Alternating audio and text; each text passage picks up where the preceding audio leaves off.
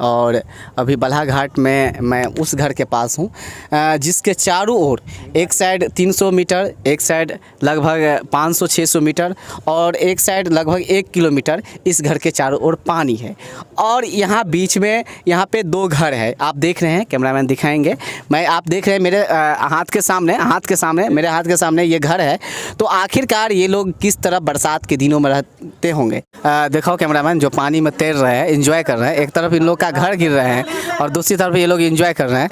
तो इसके बारे में आप क्या कहना चाहेंगे? देखिए, अभी जो है बिस्फी प्रखंड क्षेत्र में जो है कुछ दिन पहले जो है मिल्लत चौक के समीप जो है 3 लड़का जो एक ही फैमिली के जो डेट कर गए थे वो नहाने के क्रम में। और ये मैं बता दूं, ये जो जुमा के दिन ही 12:30 बजे के करीब नूरचक गांव में जो कुरियानी वाला रास्ता जाता है, कुरियानी वाला रास्ता जो जाता है उसमें भी 2 लड़का जो है डूब करके उसकी मृत्यु हो गई। तो मैं बता दूं कि इस तरह का जो अभी जल जमाव और बरसात का पानी, सैलाब का पानी है, इसमें अगर नहाने जाते हैं, हमने बहुत सारी जगह पर देखा कि छोटे छोटे बच्चे जो है वहाँ नहाते रहते हैं। तो कहीं ना कहीं अगर हम बात करें तो ये जो है गार्जियन की भी जो है इसमें लापरवाही होती है, क्योंकि गार्जियन को भी सोचना चाहिए कि लगातार वो जो देख रहे हैं इस चीज़ को, तो उसमें भी जरूर गार्जियन को सतर्क होना चाहिए और अपने छोटे छोटे बच्चे को जो है वो समझाना चाहिए कि ये इस पानी में जो है नहीं जाए, उसमें जो नहीं जाए तो बेहतर है। क्योंकि बहुत सारे लोग जो है इसमें नौजवान ही हमारे जो है डूब रहे हैं।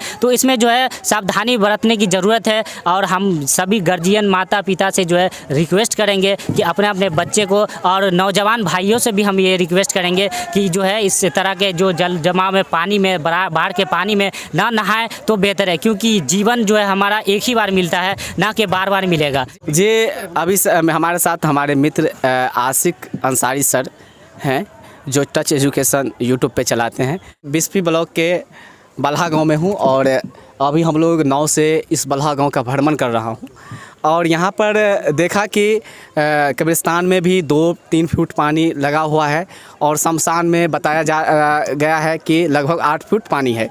तो वहाँ तो हम खुद पहली बार देख रहे हैं इस तरह के हालात। तो हमारे व्यूवर्स जो हैं ख़ास तौर पर जो भी हैं आते हैं और 1400-1500 जो भी सब्सक्राइबर है वो टाउन के सदर के, मधुबनी सदर के। तो लेकिन हम यहाँ आकर जो है एक नया अनुभव भी फील कर रहे हैं। नाव में पहली बार बैठे हैं तो बहुत लोगों का ये रिक्वेस्ट था, मतलब उन्होंने कॉन्फिडेंस डाला हमारे अंदर। डर था पहले, लेकिन जब स्टार्ट में यहाँ बैठे तो फिर यहाँ से डर ख़त्म हुआ। लेकिन एक समय ऐसा भी आया कि लगा कि डर फिर से वापस आ गया। झूठा वादा। आज विधायक अभी हरिभूषण ठाकुर बचौल है, हमारे सांसद जो कि अभी हमारे सांसद हैं, उनका भी इस गांव में कोई तवज्जो नहीं है, ना विधायक जी का। मेरी रिक्वेस्ट है उन तमाम अधिकारी से, तमाम प्रतिनिधि से कि आप आए, इस गांव के हालात से रूबरू हुए। यहाँ बहुत लोग समस्या में है, जिसको खाने का, जिसको रहने का ठिकाना नहीं है, जिनके घर तक पानी जा चुका है, बहुत बुरी कंडीशन में है। उसके लिए कोई समाधान निकाला जाए और जो समस्याएं हैं रोड की उस पर ध्यान दिया जाए। एमपी लैंड फंड से उसका काम होना चाहिए, क्योंकि ये जो प्रत्येक वर्ष, मैंने कहा शुरू में ही कि ये एक त्यौहार सा हो चुका है और इसमें हर साल कई जाने जाती हैं। लेकिन हमको एक खास चीज़ जो है बल्हा गांव का ये दिखा है, जो कब्रिस्तान का मुद्दा आता है कि जो कब्रिस्तान जो अभी हम लोग देखे हैं वो पूरा पानी से जो है भरा हुआ है। उसमें जो है बताया जाता है, जैसे कि गांव के ग्रामीणों का जो बताया गया है कि जो कब्रिस्तान में, जैसे कि अभी का मौसम चल रहा है पानी का, तो उसमें जो पूरा जल जमाव बना हुआ है, उसमें जो किसी की मृत्यु होती है तो उसको जो दफनाने के लिए जो बहुत सारी कठिनाई के साथ, बहुत दिक्कतों के साथ जो उसको दफनाया जाता है। आप उन इलाकों के लिए क्या संदेश देना चाहते हैं जहां पे बाढ़ का पानी प्रवेश कर चुका है और उनका जनजीवन काफ़ी तबाह हो चुका है? देखिए, हम ये बाढ़ के पानी में यही कहना चाहेंगे कि अगर ये बाढ़ का पानी किसी के घर में या किसी के मोहल्ले में या सड़क पे है तो वो सावधानी बरते इससे। ये हम कहेंगे कि अपना जो है, जो घर की जो है, आप अपना सुरक्षित हमको अपना खुद करना है। भले बाढ़ का पानी है तो उससे डरना नहीं है, लेकिन ये जो पानी आया हुआ है तो इसमें अगर हम देखें और बच्चे को जो है सावधानी इसमें बरते कि जो है पानी में न जाए। आदत सी बन गई है। अच्छा, मधुबनी के बिस्फी प्रखंड के बल्हा गांव में ये एक त्यौहार सा हो गया है। अच्छा, बाढ़ बोले तो एक त्यौहार हो गया है, 4 महीना रहेगा, आपको त्यौहार के रूप में मनाना है। इसका सॉल्यूशन किसी के पास नहीं है। क्योंकि इसकी जो मेन समस्या है बांध की समस्या, वो दशकों गुजर जाने के बाद भी उसके ऊपर ध्यान नहीं दिया गया।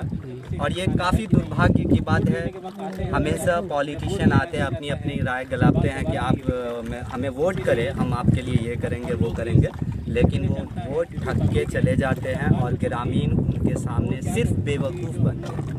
काम तो आज तक मैंने ऐसा कोई देखा नहीं जिससे डेवलपमेंट जैसा चीज़ें होती है। जो ये एक जो पानी की बहुत बड़ी समस्या है, इससे अभी आप कह सकते हैं बलहा में 1000 घर की आबादी है, तकरीबन 4500 वोट की बस्ती है, लेकिन फिर भी आज के टाइम में किसी को भी बाज़ार जाने के लिए कोई सुविधा नहीं है। सारी रोड का कटआउट हो चुका है, ये हाल है इस गाँव का।